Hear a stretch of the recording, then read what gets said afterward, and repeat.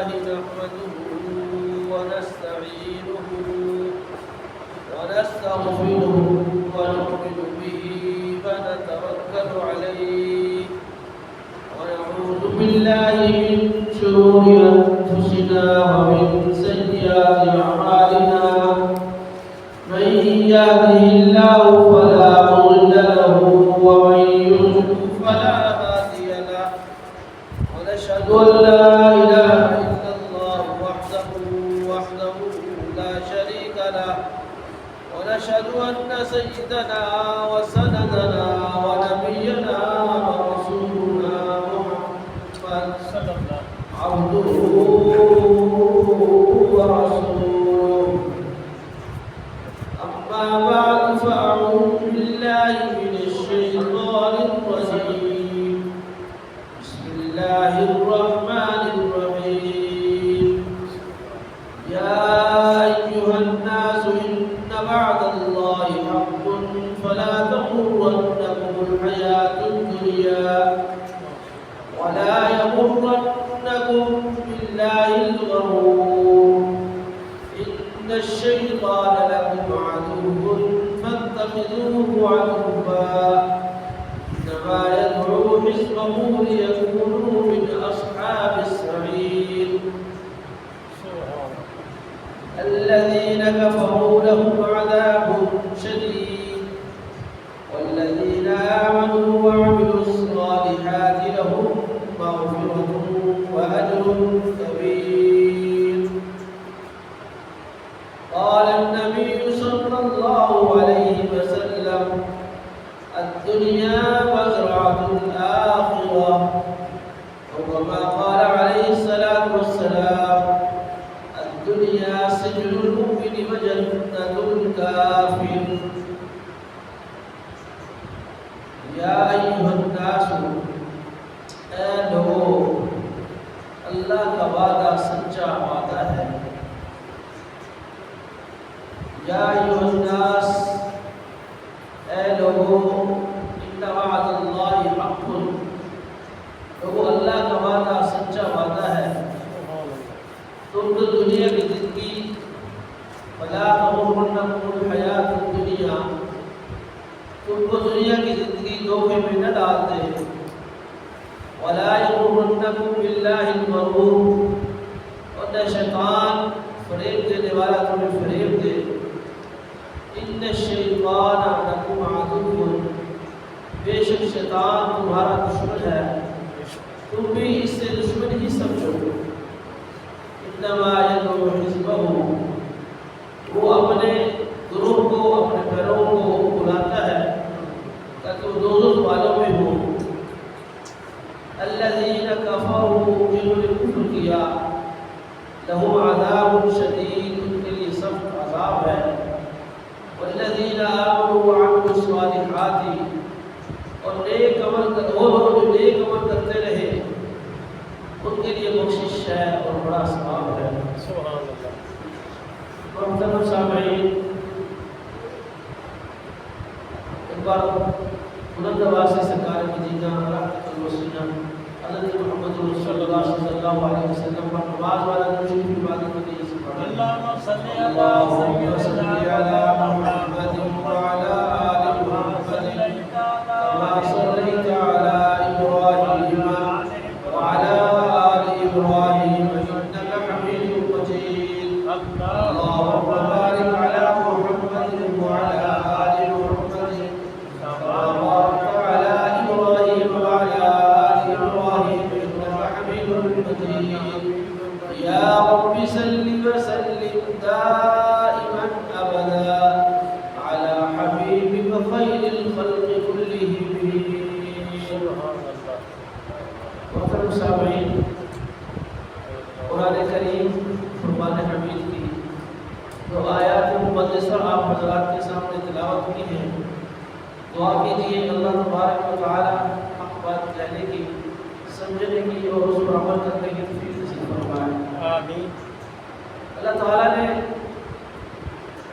یہاں پہ دو گروہوں کا ذکر کیا ہے ایک گروہ ہے حزب اللہ اور دوسرا گروہ ہے حزب اللہ کا گروہ حزب اللہ، شیطان کا گروہ حزب الشیطان۔ اللہ انسان کو کامیابی کی طرف، کامرانی کی طرف بلاتا ہے۔ سبحان اللہ۔ اللہ اپنے بندے کو کامیاب کرنا چاہتا ہے، جبکہ شیطان اس کے مقابلے میں انسان کو ناکام کرنا چاہتا ہے۔ وہ شیطان انسان کا ازلی دشمن ہے، ابدی دشمن ہے۔ اللہ تبارک و تعالیٰ فرماتے ہیں تم بھی اس کو اپنا دشمن سمجھو۔ کیوں؟ وہ چاہتا ہے کہ اللہ کے بندے جنت سے نکل جائیں اور جنت میں داخل ہو جائیں، اس کی بھرپور کوشش ہوتی ہے۔ اور رحمان کی یہ پکار ہے، بلاوا ہے کہ لوگوں میری طرف لوٹ آؤ، میں تمہیں وہ عطا کروں گا جو تم نے کبھی سوچا ہی نہیں ہے۔ تم مجھے راضی کرو، میں تمہیں راضی کروں گا، تم میری مانو، میں تمہاری مانوں گا۔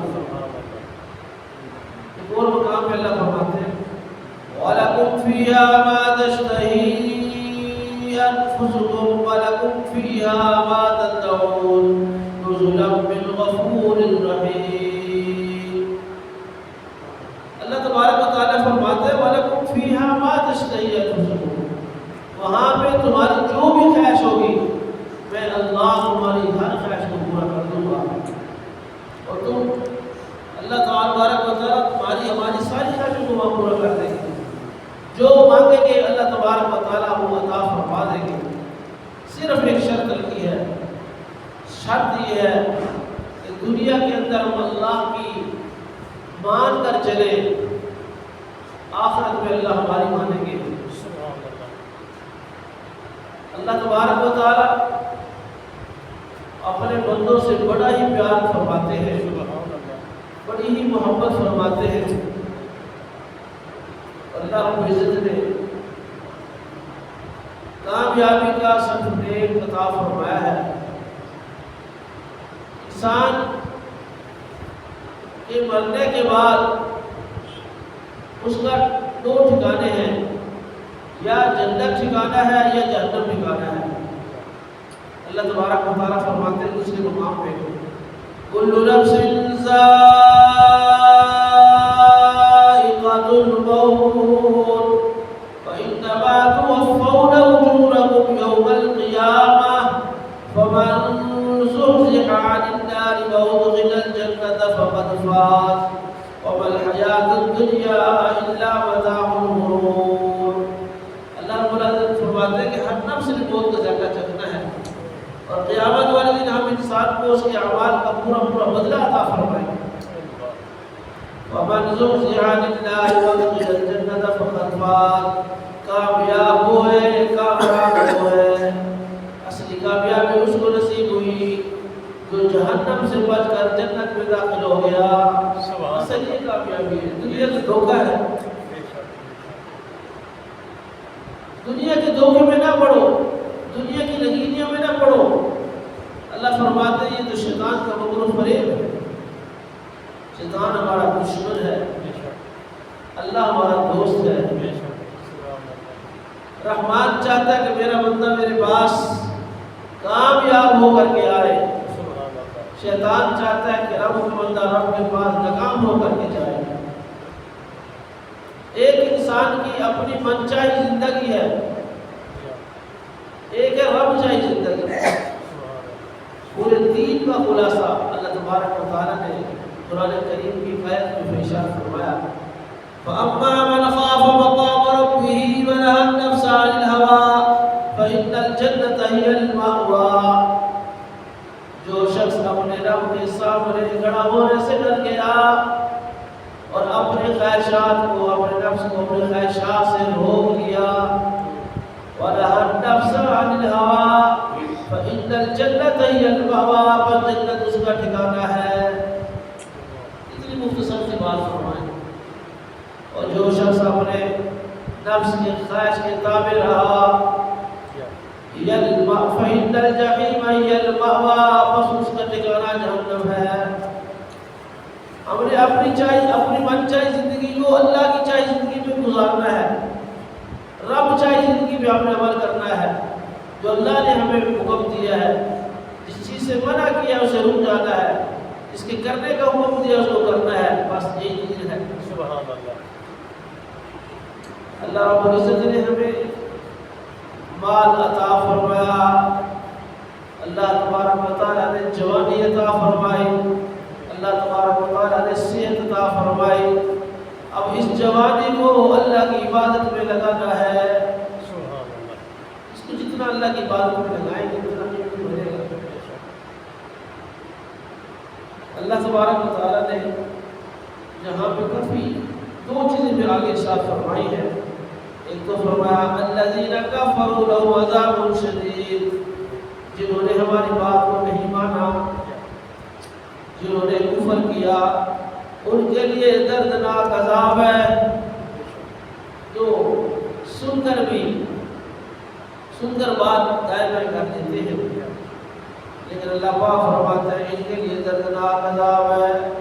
اور وہ لوگ جنہوں نے سن کر عمل کیا، والذین آمنوا، وہ لوگ جو ایمان لائے، وعملوا الصالحات، اور نیک عمل کیے، لہم مغفرۃ واجر کبیر، ان کے لیے مغفرت ہے اور بڑا اجر ہے۔ سبحان اللہ، سبحان اللہ۔ تو اللہ تبارک و تعالیٰ نے جہنم کو خیشات سے ڈھانپ کر رکھا ہے، اور جنت کو اللہ تبارک و تعالیٰ نے اعمال سے ڈھانپ کر رکھا ہے۔ جب انسان ایک گناہ کرتا ہے تو جہنم کا ایک پردہ ہٹ جاتا ہے، جب انسان دوسرا گناہ کرتا ہے تو جہنم کا دوسرا پردہ ہٹ جاتا ہے، پھر انسان تیسرا گناہ کرتا ہے، پھر جہنم کا ایک پردہ اور ہٹ جاتا ہے، حتیٰ کہ جہنم کے سارے پردے ہٹ کر جاتے ہیں اور انسان جہنم میں داخل ہو جاتا ہے۔ اللہم اور آپ سب کو محفوظ فرمائے۔ ایک اعمال ہے، اللہ نے جنت کو اعمال سے بنایا ہے، نام رکھا ہے۔ آپ نماز پڑھتے ہیں، اللہ کا ذکر کرتے ہیں، قرآن کی تلاوت کرتے ہیں، روزہ رکھتے ہیں، زکات دیتے ہیں، حج کرتے ہیں، تو ایک ایک پردہ اعمال سے جنت سے کا اب اعمال کا پردہ ہٹتا جاتا ہے، حتیٰ کہ جنت سے سارے اعمال کے پردے ہٹ جاتے ہیں اور انسان جنت میں داخل ہو جاتا ہے۔ اسی لیے اللہ پاک نے فرمایا فمن زحزح عن النار وادخل الجنة فقد فاز وما الحیاة الدنیا الا متاع الغرور۔ دنیا دھوکے کا گھر ہے، مچھر کا پر ہے، اس کی کوئی حیثیت اللہ پاک نے نہیں بنائی ہے۔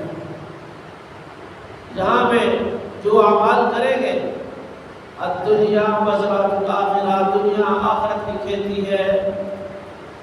یہاں پہ جو مومن رہے گا، اس مومن پر تکلیفیں بھی آئیں گی، دکھ بھی آئیں گے، پریشانیاں بھی آئیں گی۔ ایک ہندو لڑکی مسلمان ہونا چاہتی تھی، اس نے اپنے والد کو کہا میں مسلمان ہونا چاہتی ہوں۔ اس نے کہا اس وقت کے بڑے اللہ والے حضرت نظام الدین اولیاء رحمۃ اللہ علیہ دہلی کے اندر موجود تھے، ان کی خانقاہ تھی، 10,000 آدمی ان کی خانقاہ میں کھانا کھاتا تھا۔ 3 دن وہ وہاں رہی۔ 3 دن کے بعد والد نے پوچھا بیٹے بتاؤ کیا پروگرام ہے؟ فرمایا کہ مسلمان کی مومن کی 3 نشانیاں ہوتی ہیں، اس کے اندر کوئی نشانی نہیں۔ انہوں نے کہا بیٹی یہ سب سے اچھے مسلمان ہیں، اس وقت کے سب سے اچھے مسلمان ہیں، میں سب سے اچھے مسلمان کے پاس تیرے پاس آیا ہوں، تیرے پاس آیا ہوں۔ انہوں نے کہا وہ حضرت نظام الدین اولیاء کے پاس لے گیا۔ اس نے کہا کہ سب سے پہلی بات یہ ہے مسلمان کی ہر کوئی تعریف نہیں کرتا، جہاں میں جس سے پوچھتی ہوں ہر کوئی آپ کی تعریف کرتا ہے، ہر کوئی آپ کی تعریف کرتا ہے۔ دوسرے نمبر پہ مسلمان کسی نہ کسی تکلیف میں رہتا ہے، کسی نہ کسی تکلیف میں رہتا ہے۔ اور تیسرے نمبر پر مسلمان اپنے کھانے پینے میں احتیاط کرتا ہے. یہاں پہ لوگ آ رہے ہیں، کھا رہے ہیں، مزے کر رہے ہیں. حضرت جی نے اس بچی کو بات سنی تو بچی کو دوسرے محلے میں لے گئے. جب دوسرے محلے میں لے گئے لوگوں نے کہا پیر صاحب دیکھو لڑکی پھنسائی ہوئی، اس کے ساتھ لڑکی ہے. لوگوں نے طرح طرح کی باتیں کی، طرح طرح کی باتیں کی. لڑکی نے سنا کہ تو مخالف بھی ہے. فرمایا وہ تو میرا حلقہ ہے، وہ تو میرے سارے مرید ہیں. مرید اپنے پیر کی تعریف ہی کیا کرتا ہے. پھر انہوں نے اپنی کمر مبارک سے پردہ ہٹایا تو ان کے جسم پر اتنے موٹے موٹے پھوڑے اور پھنسیاں تھیں. اور میں 40 سال تک ہو گئے میں اس طرح نہیں سویا. 40 سال ہو گئے میں اس طرح نہیں سویا، میں ہر وقت تکلیف میں ہوں. پھر فرمایا کہ میں اور میرے ایک دوست ہم جنگل میں جاتے ہیں، جنگل میں جا کر کے ہم لکڑیاں چنتے ہیں، کچھ لکڑیاں ہم بازار میں فروخت کرتے ہیں، اس سے کھانا کھاتے ہیں. یہاں پہ لنگر خانہ کے اندر جس طرح کوئی دیتا ہے اس طرح کھا لیتا ہے. تو مسلمان کی کتنی نشانیاں؟ 3. کون سی؟ ہر مسلمان کی ہر کوئی تعریف نہیں کرتا، مسلمان کی ہر کوئی تعریف نہیں کرتا، اور مسلمان کسی نہ کسی تکلیف میں رہتا ہے. مسلمان کسی نہ کسی تکلیف میں رہتا ہے. اور نمبر 3 مسلمان اپنے کھانے پینے کے اندر احتیاط کرتا ہے. تو اللہ کرے ہم سچے پکے مسلمان بن جائیں، اللہ کا ذکر کرنے والے بن جائیں، شکر کرنے والے بن جائیں. تھوڑا سا دکھ آئے، مصیبت اور پریشانی آئے، ہم اللہ کا ناشکری شروع کر دیتے ہیں، اللہ کے شکوے شروع کر دیتے ہیں. اس تکلیف پہ اور دکھ پہ اللہ بندے کو کتنا کچھ عطا فرماتے ہیں. آپ کو راستے میں جا رہے ایک کانٹا چبھ جاتا ہے تو کانٹا چبھنے میں کتنی تکلیف ہوتی ہے. تو اس کانٹا کے چبھنے پہ آپ نے صبر کیا، اللہ تبارک و تعالی آپ کو اس کے بدلے میں جنت عطا فرمائے. شرط یہ ہے کہ آپ کا رجوع اللہ کی طرف ہے، شکوہ اور شکایت نہ ہو. حضرت شیخ سعدی رحمۃ اللہ علیہ وہ جا رہے، ان کے پاؤں میں جوتیاں نہیں ہیں. کہنے لگے یا اللہ میرے پاؤں میں تو جوتی ہی نہیں ہے، تو نے مجھے اتنا ہی نہیں دیا کہ میں جوتیاں لے سکوں. آگے چلتے ہیں، آگے کیا دیکھتے ہیں کہ پاؤں بندہ ہے، اس کے پاؤں ہی نہیں ہے، وہ چل ہی نہیں سکتا. اس وقت اللہ تعالیٰ کا شکر ادا کیا، یا اللہ تیرا کتنا بڑا اور احسان ہے کہ تو نے مجھے پاؤں تو عطا فرمایا، تو نے مجھے پاؤں عطا فرمایا. اللہ تعالیٰ بہتر جانتے ہیں، اللہ تعالیٰ کے علم میں ہوتا ہے کہ اس بندے کو میں نے کتنا عطا کرنا ہے. اس لیے پریشان نہ ہوا کرے، اللہ کی رحمت سے مایوس نہ ہوا کرے. قل یا عبادی الذین اسرفوا علی انفسهم لا تقنطوا من رحمت اللہ ان اللہ یغفر الذنوب جميعا انہ هو الغفور الرحیم. اللہ پاک فرماتا ہے اے میرے محبوب پیغمبر، میرے بندوں کو کہو اے میرے بندوں جنہوں نے اپنی جانوں پر ظلم کر لیا، قل یا عبادی الذین اسرفوا علی انفسهم، میری رحمت سے مایوس نہ ہو. سبحان اللہ. لا تقنطوا، اللہ کی رحمت بے شک مومن کے قریب ہے. تو بھائی صبر کے ساتھ ہم نے جو وقت میں نے جو سیکھا زندگی سے، میں نے صبر ہی سیکھا ہے. ہر معاملے میں صبر ہی سیکھا ہے. اللہ پاک فرماتا ہے ان اللہ مع الصابرین، بے شک اللہ صبر کرنے والوں کے ساتھ ہے. زندگی صبر ہی کا نام ہے. جس نے اس کو سمجھ لیا پھر وہ ساری زندگی کامیاب، جس نے اس کو سمجھ لیا وہ ساری زندگی کامیاب، وہ ناکام نہیں ہو سکتا. تو دعا کیجیے اللہ تبارک و تعالی حق بات کہنے کی جو بیان کی ہے اس پر اللہ تعالی مجھے بھی اور آپ کو بھی عمل کرنے کی توفیق عطا فرمائے. آمین.